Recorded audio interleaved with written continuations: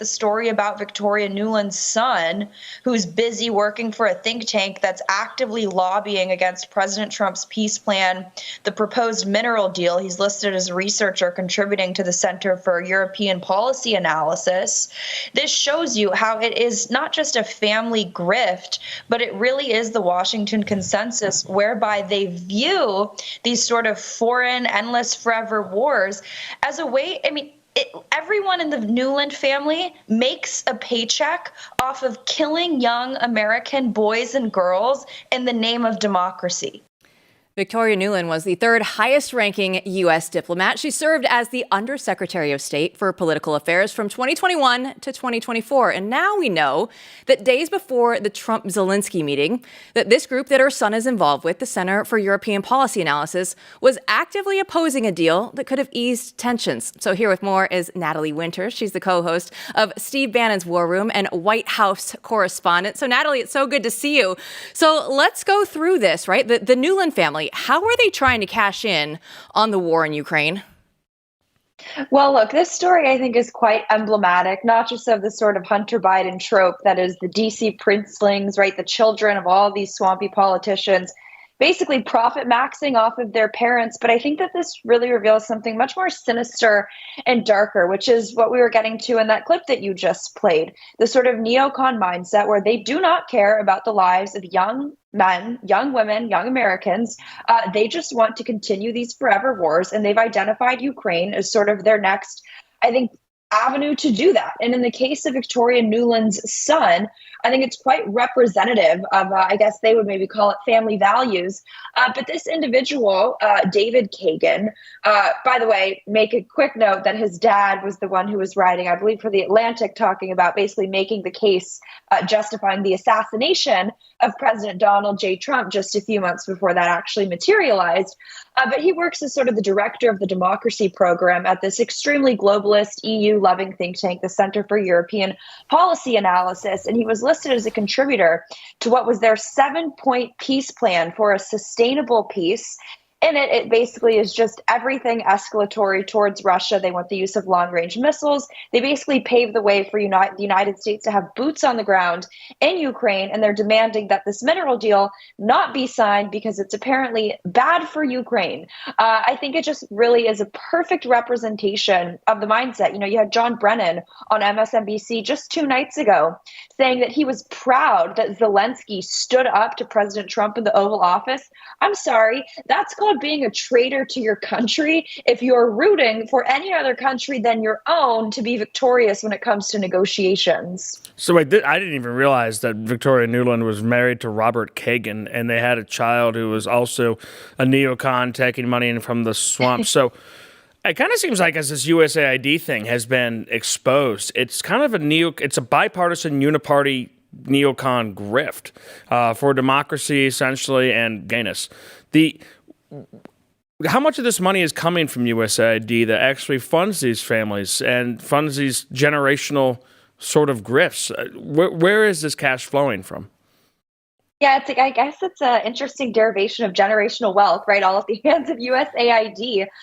This think tank actually did receive millions of dollars from USAID, believe it or not. I broke another story just last week showing how, believe it or not, MSNBC host Jen Psaki and former White House press secretary, her sister worked for something called Population Council International, quite a euphemistic name for basically, killing babies across the globe.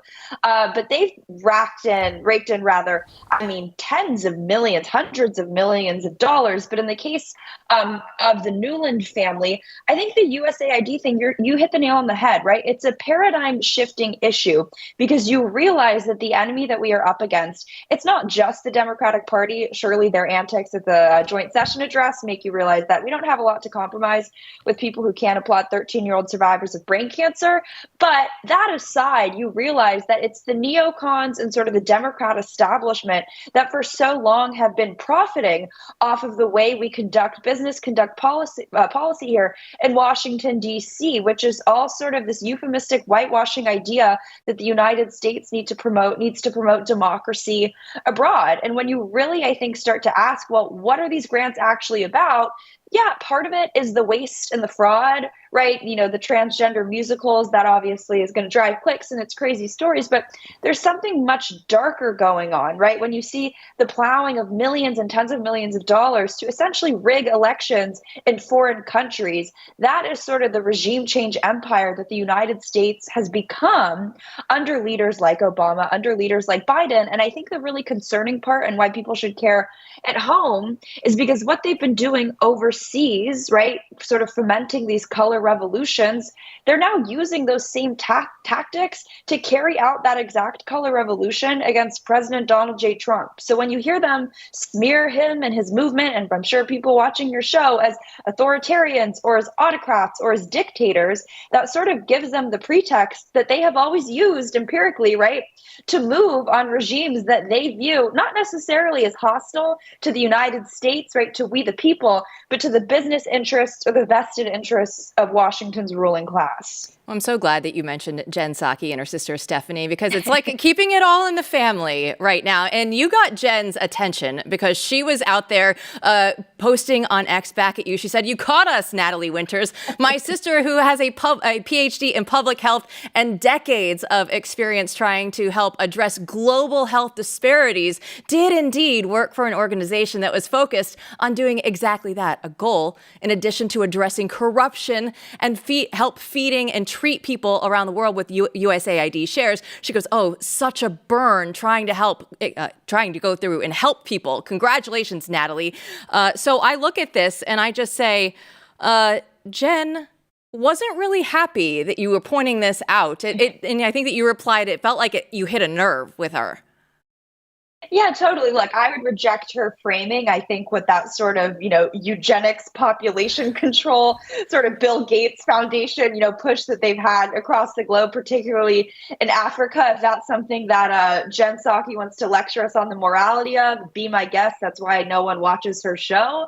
But obviously it hit a nerve, right? To respond to me, it always is a badge of honor. I love goading these people into responding to me. Just last week, Mark Zaid, one of the famous whistleblower attorneys for President Trump's first impeachment, had sort of a similar freakout moment. But I don't even really think it's about me or the story. What it is that these people, whether you want to describe them as part of the sort of media elite, the Beltway elite, just the swamp, frankly, they're so used to getting away with it, right? Accountability is something so foreign to them that they just don't like being called out, let alone by platforms that frankly have larger audience size than they do. I always say both in terms of quality and quantity of audience. But here's the thing, right? These people like Jen Psaki and really just more broadly, most people in DC, they're used to Republicans who think accountability comes in the form of strongly worded letters and harshly worded tweets, right? The same people who lecture us about fiscal sanity and the deficit for decades are the same people who sat idly by and did nothing about the copious amounts of waste, fraud, and abuse that USAID was engaging in, and they knew it all along. Now they want to sit there and act like they're all about Doge. I'm sorry, what have they done for the last decade, right? Only increase the deficit and spending by trillions of dollars. So when you really drill down to it, I think the distinguishing factor between the MAGA movement and the sort of old guard Republican Party is that our goalposts for what constitutes accountability is significantly different from the sort of Paul Ryans, Mitt Romneys of the world. So if we got to keep calling these people out on Twitter, well, there's a little lag time for our elected Republicans in Congress to pick up, I think, on speed and understand what we want when we call it accountability. I'm happy to keep doing it, but it definitely hits a nerve. That's why they're engaging with it. Or, hey, maybe they just can't censor us like they used to anymore because Joe Biden's not the president. So maybe they have to do that job themselves. It is kind of wild to see Republicans so angry or so upset or so bothered, but they're afraid to say it out loud. But they keep this whisper campaign about Doge and the cuts and how it's all making them nervous. And they're saying, well, we're going to try and codify this, but I don't think they ever would have done anything.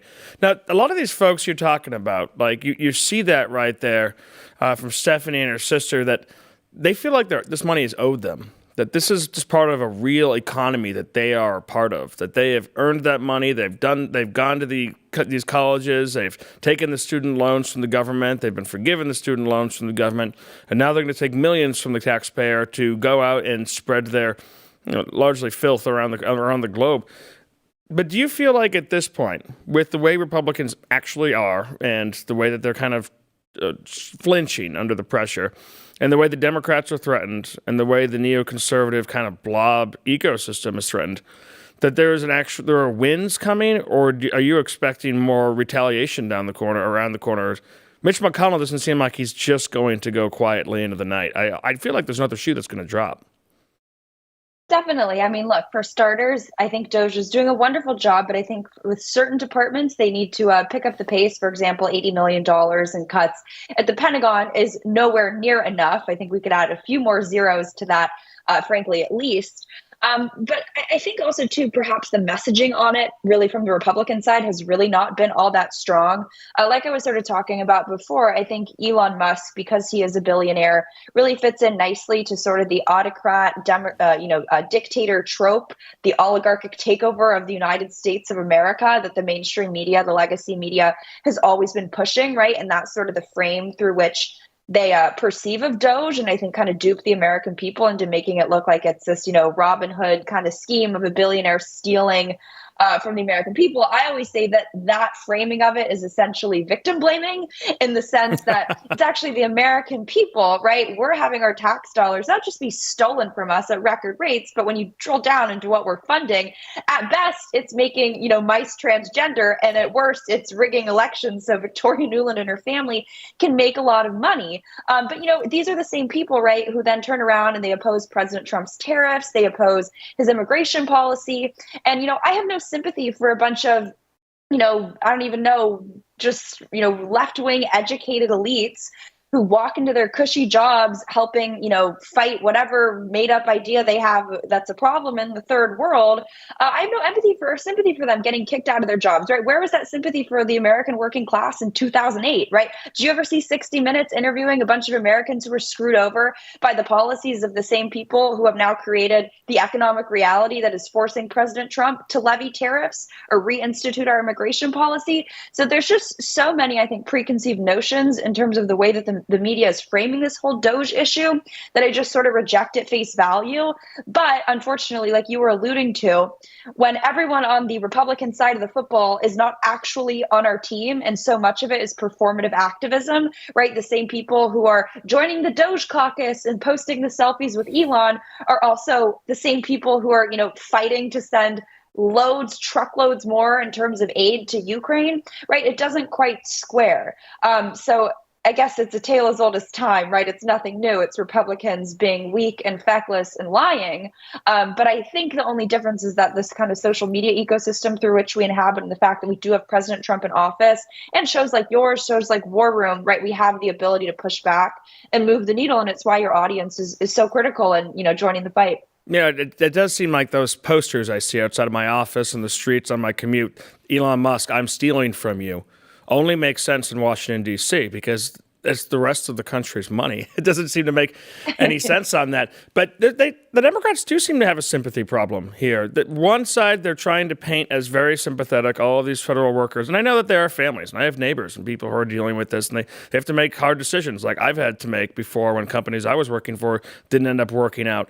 It's a difficult time. But at the same time, they cannot seem to be sympathetic for any of the people who are at the State of the Union, including a child with brain cancer who was, a tear-jerking moment when he was made an honorary agent of the Secret Service. And I think I'll toss it right back to you because you had some questions on that, Liz. Yeah, this was one of my favorite moments of the week, Natalie, right? DJ Daniel, he is absolutely the star on Capitol Hill, and we actually do have your interaction with him. So let's go ahead and take a look at that. Very nice to meet you. DJ Daniel's so amazing. I just Absolutely realized incredible. that that's the first Thank time I you. ever shook the woman's hand. That's crazy. Oh, man. Thank you so much. Jack Psaki, Natalie, thank you so much. Natalie, I didn't think that I could love this kid anymore, right? Like we all saw him there with President Trump when he was acknowledging him in the crowd on Tuesday night. And then I saw that and I couldn't believe how much, like my little heart just it goes out to him so much. So what was that moment like for you?